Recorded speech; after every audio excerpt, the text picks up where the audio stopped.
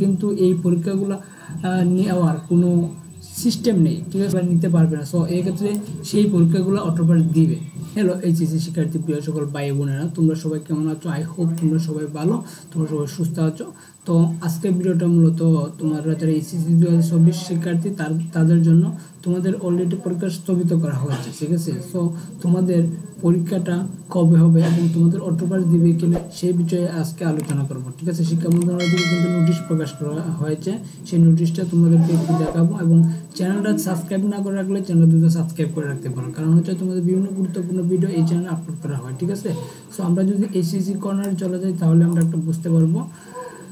পরীক্ষা সংক্রান্ত নোটিশে চলে যাব, তারপর হচ্ছে এখানে বিভিন্ন নোটিশ আসবে, যেহেতু তোমাদের অনেকগুলো স্থগিত প্রসঙ্গে নোটিশ প্রকাশ করা হয়েছে। সো এখানে অনেকগুলো নোটিশ রয়েছে, ঠিক আছে।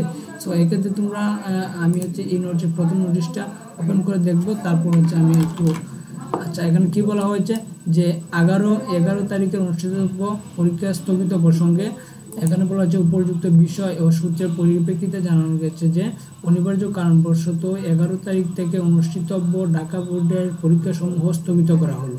স্থগিত পরীক্ষাসমূহের সময়সূচি বিজ্ঞপ্তির মাধ্যমে জানানো হবে। এটা কিন্তু অনির্দিষ্টকালের জন্য বলা হয়েছে, ঠিক আছে।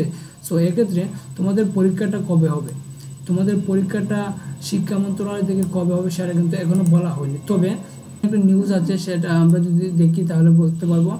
স্থগিত পরীক্ষাগুলোর জন্য আবার নতুন সময়সূচি হবে কিনা জানতে চাইলে অধ্যাপক তপন কুমার সরকার বলেন, ব্যস্ততার কারণে আমরা বসতে পারিনি, এটা নিয়ে আগামীকাল নোটিশ দিয়ে আনুষ্ঠানিকভাবে জানিয়ে দেওয়া হবে। এখনো কিন্তু নোটিশ দেওয়া হয়নি শিক্ষা মন্ত্রণালয় থেকে কবে তোমাদের পরীক্ষাটা হবে।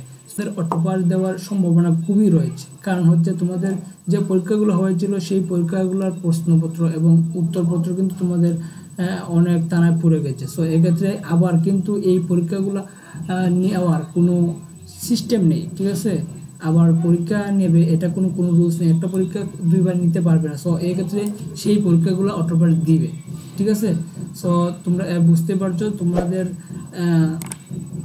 হয়তো তোমাদের সম্পূর্ণ পরীক্ষাই অটোপাস দিবে, এটা কোনো শিওর না। তবে যে পরীক্ষাগুলো হয়েছে সেই পরীক্ষাগুলোর কিন্তু অটোপাস দিবে, এটা আশা করা যায়। তো তোমরা সবাই ভালোভাবে পড়াশোনা করবা, এই চ্যানেলে আপডেট সব কিছু পেয়ে যাবা, সব কিছু, ঠিক আছে। সো এই চ্যানেলটা ফলো করে রাখবা, সবাই সুস্থ থাকবা, ভালো থাকবা, টেক কেয়ার।